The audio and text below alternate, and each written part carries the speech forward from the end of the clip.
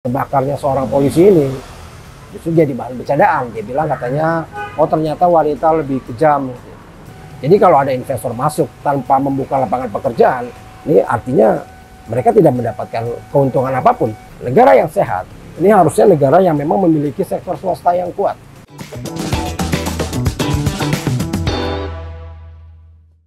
Halo guys, jumpa lagi di Open Your Mind. Nah, kita akan sedikit ngomong soal judi online. Karena kan kemarin kita dengar ya satu berita yang tragis ya.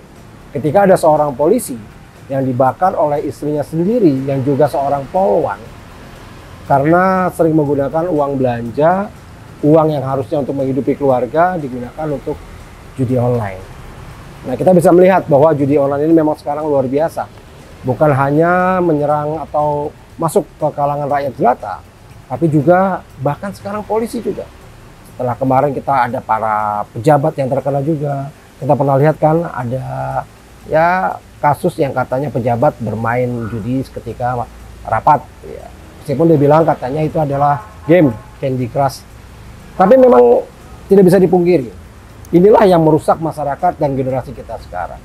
Jadi memang harus dicanangkan tegas untuk melawan judi online. Makanya ketika Pak Budi Ari diangkat menjadi Menkominfo dan target utamanya adalah memberantas judi online, ini saya sangat setuju dan bersemangat sekali. Pengen melihat apa sih gerakan apa yang akan dibuat untuk memberantas ini. Dan katanya akan membentuk Satgas judi online.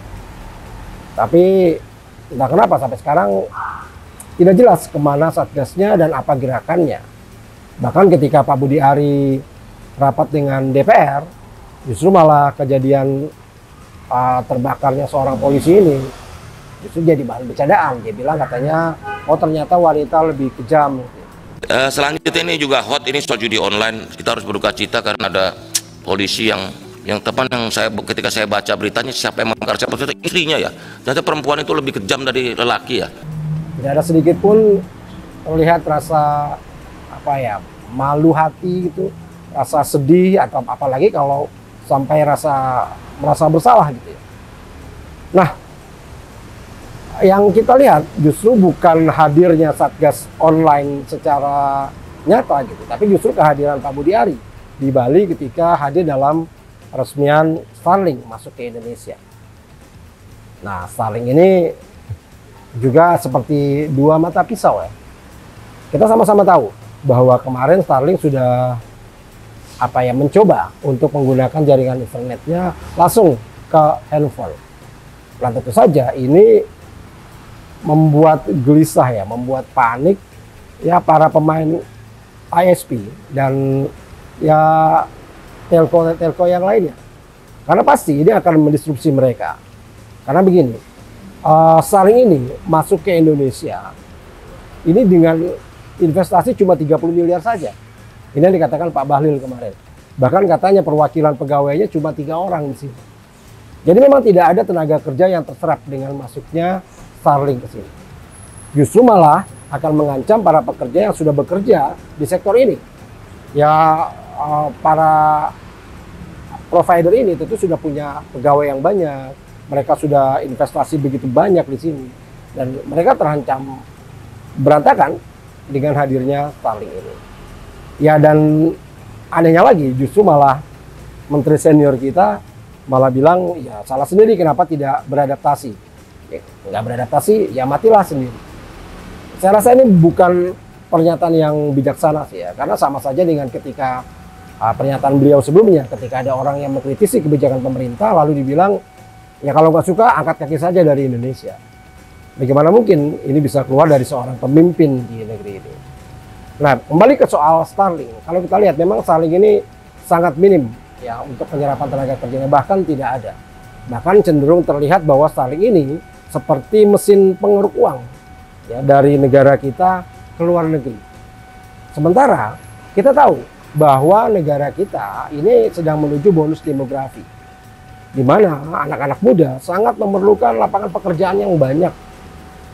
Jadi kalau ada investor masuk tanpa membuka lapangan pekerjaan, ini artinya mereka tidak mendapatkan keuntungan apapun, tidak berdampak apapun bagi mereka. Nah, Oke lah, kalau ada yang bilang bahwa ya harusnya memang anak muda bisa adaptif juga gitu ya, bisa membangun atau membuka lapangan pekerjaan sendiri. Ya betul, memang harusnya anak muda di samping memang bekerja di sektor yang ada, jika tidak ada ya harus berani untuk membuka lapangan pekerjaan secara mandiri. Tapi kalau kita bicara soal job creation seperti ini ya, kita udah banyak menemukan ya anak-anak muda yang sudah mencoba membangun usahanya sendiri, membangun usaha kecil sendiri di daerah. Lalu kemudian apa yang terjadi? Mereka dihadapkan dengan pesaing mereka yang luar biasa besar.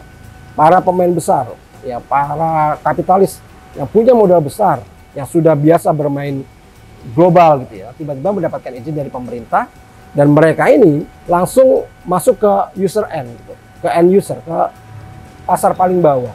Sehingga ini akan menjadi berhadapan langsung dengan anak muda yang punya semangat tinggi tapi punya modal pas-pasan.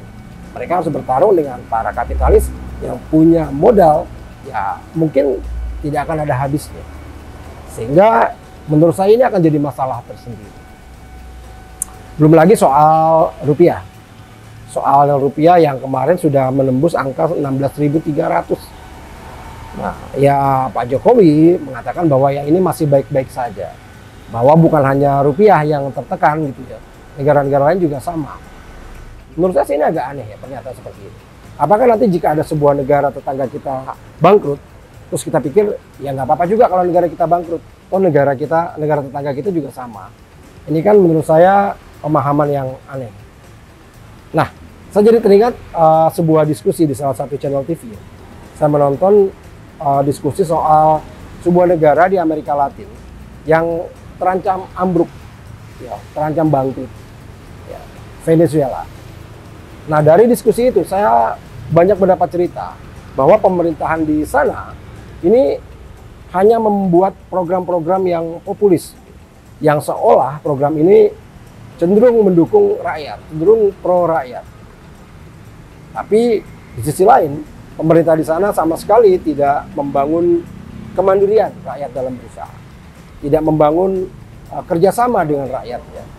Jadi rakyat hanya disuapi terus, diberikan bantuan ini itu, disogok dalam tanda kutip. Nah, tujuannya apa? Tujuannya agar rakyat lengah. Nah, ketika rakyat disogok merasa sudah nyaman dengan segala macam bantuan, mereka jadi lalai untuk mengawasi pemerintahannya. Sehingga pemerintahan di sana dengan ya semena-mena menyalahgunakan kekuasaan, korupsi yang gila-gilaan, penegakan hukum yang berantakan. Sehingga ketika semuanya disadari, keadaan sudah sangat terlambat. Belum lagi ketika terjadi kesulitan bahan pangan, ketika beras sulit misalnya. Yang dilakukan bukan membangun kemandirian para petani, gimana caranya para petani supaya produktif, bisa memproduksi dengan baik, dengan banyak, tapi justru para pejabat di sana hanya sibuk memperebutkan kuota impor. Inilah yang terjadi. Sehingga ketika semuanya berantakan, bahkan hasil sumber daya alam pun sudah tergadaikan, rakyat tidak sadar. Dan begitu mereka sadar, keadaan sudah sangat terlambat. Nah, inilah yang terjadi di sana. Belum lagi soal penegakan hukum. Ya. Belum lagi soal parlemen. Nah, parlemen di sana ini hanya peduli bagaimana mereka mendapatkan gaji yang tinggi, tunjangan ini itu. Bahkan ketika ada pegawai baru yang masuk, mereka memerasnya dengan segala macam cara, dengan membolak-balik aturan. Intinya ya dengan sogokan dan orang dalam. Nah, fenomena orang dalam, fenomena lapangan pekerjaan semu ini terjadi begitu masif di sana. Ketika pemerintah membuka lapangan pekerjaan, maka sebenarnya lapangan pekerjaan ini pun ya tidak berdampak apa-apa kepada masyarakat. Karena pada akhirnya yang akan mendapatkan pekerjaan ini ya keponakannya pejabat, anaknya pejabat, ya semua hal yang berhubungan dengan orang dalam. Nah, sementara rakyat di sana bercita-cita ingin menjadi pegawai pemerintahan saja. Nah, padahal kalau kita lihat, sebuah negara akan segera bangkrut ketika bebannya semakin berat. Nah, para pegawai pemerintahan ini kan hanya menjadi beban negara. Mereka tidak memberikan income apapun, tidak memberikan reward apapun kepada negara. Mereka hanya menjadi beban, menjadi sumber pengeluaran bagi negara. Negara yang sehat, ini harusnya negara yang memang memiliki sektor swasta yang kuat. Para pekerja swasta bisa berusaha dengan baik, bisa berkembang. Karena para pekerja swasta inilah yang akan berdampak memberikan input dan penghasilan kepada negara.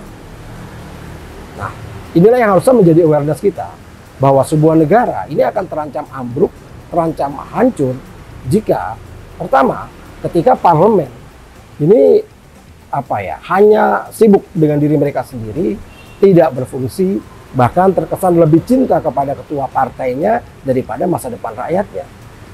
Lalu kedua, ketika penegakan hukum tidak berfungsi, ketika aparatur semua bisa dibeli.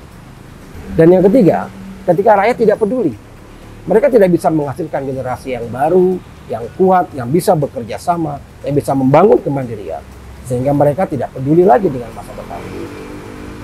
Semoga saja kita semua terhindar dari hal yang terjadi seperti di Venezuela. Salam and open your mind.